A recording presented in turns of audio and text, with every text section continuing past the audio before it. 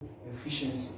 Now, if we start from fiscal efficiency and independent revenue and minimum tax effort, allocation was dependent on, how functional and active the regions and local governments were in order to entitle them to get some of these allocations, right? So you look at your fiscal efficiency before deciding what to give to you.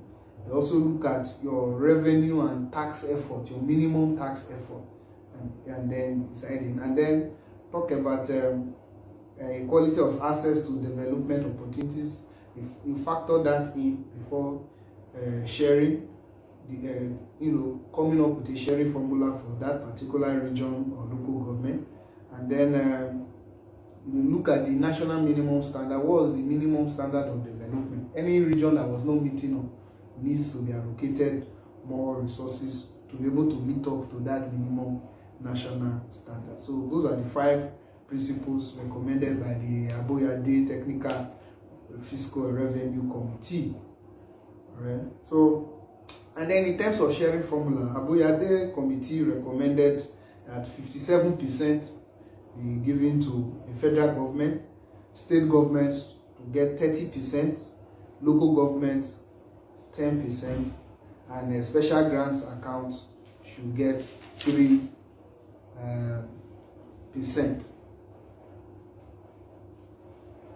Okay.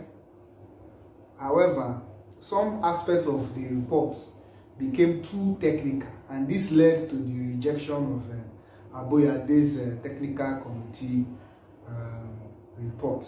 Okay, because now in those 5 principles Aboyade recommended should be adopted in sharing formula, Aboyade gave some score points to each of those principles. So he said on equality of access to development opportunity, Aboyade says 0.25%. So 0.25% of the joint revenue should be sent to states or regions or local government on the basis of that. And then national minimum standards 0.22%, absorptive capacity 0.20%, independent revenue and tax efforts 0.18%, fiscal efficiency 0.15%. So it was too cumbersome. The percentage and all that, the government of the day could not cope with it. So Aboyade's report was rejected. Alright. And then thereafter, you had the Okigbo Ad Hoc Revenue Allocation Commission of 1980. And this was the last ad hoc revenue allocation commission before a permanent one was established. So the last ad hoc commission, fiscal commission, is the Okigbo Ad Hoc Commission, which was set up in the year 1980. Okay, so the summary of recommendations of Okigbo Commission is in 2 folds. You have the vertical allocation. He has recommendations for vertical allocation, and he has recommendations for horizontal allocation. So vertical allocation, if you remember, we said federal, state, and local government. Horizontal allocation, state and local government. Now for vertical allocation, Okigbo Commission recommended that 53% be given to the federal government, 30% to the state government, 10% to the local government, and special funds account should get 7%.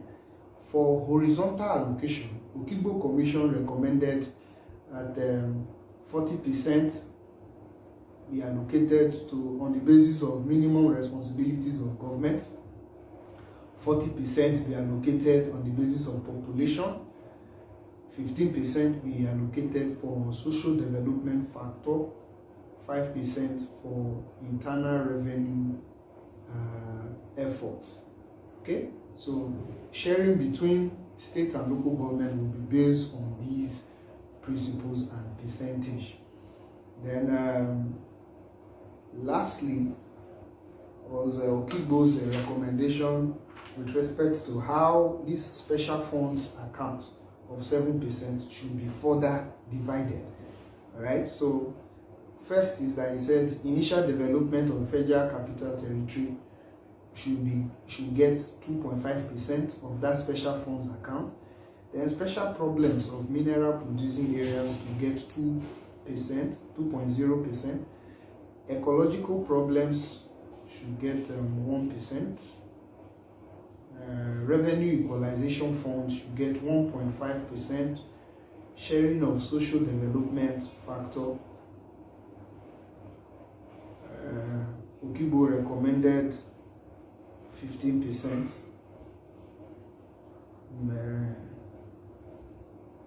Okay. And then Okigbo Commission also recommended that each state contributes 5% of its total revenue for sharing among its local governments. So apart from the sharing from general pool, monies generated by the states, 5% should be given to the local governments. And then, like its other predecessors, the Okigbo Commission recommended the establishment of a permanent fiscal commission with well-defined functions. All right. So that was the last ad hoc revenue allocation commission, because by decree number 49 of 1989, the government of General Ibrahim Babangida permanently established what was then known as the National Revenue Mobilization, Allocation and Fiscal Commission. All right, and then thereafter, decree number 98 of 1993 amended that earlier Babangida's decree, and then changed the name from National Revenue Mobilization, Allocation and Fiscal Commission to the Revenue Mobilization, Allocation and Fiscal Commission, which is the name it bears till date.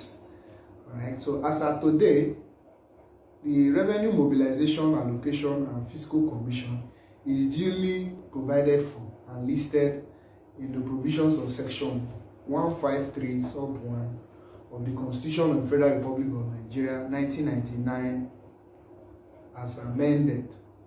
Okay, it is listed as one of the 14 federal executive bodies that we have, and in terms of the organogram and the structure, leadership structure, it has a chairman and members who are appointed by the President of the Federal Republic of Nigeria, subject to the confirmation of the Senate of the Federal Republic of Nigeria, with 5 years tenure, and they are to be reappointed for a second term but no more. So any person appointed into the Revenue Mobilization, Allocation and Fiscal Commission is entitled to a 5-year tenure, 5-year one term, and then can be reappointed for another 5 years, making 2 terms but no more. So you can only serve a maximum of 10 years in 2 tenures of 5 years each as a member of the Revenue Mobilization, Allocation and Fiscal Commission. Okay. Now, their constitutional responsibility, by the way, the issue of the tenure and term in office of members of RAMFAC is provided for under Section 162, subsection 2 of the 1999 Constitution. Now, their constitutional responsibilities include to monitor revenue accruing into the Federation account and to also monitor disbursement from the Federation account. They are also to review the revenue allocation formula from time to time, and then they have a duty to advise the federal and state governments on fiscal efficiency and methods by which their revenue can be increased.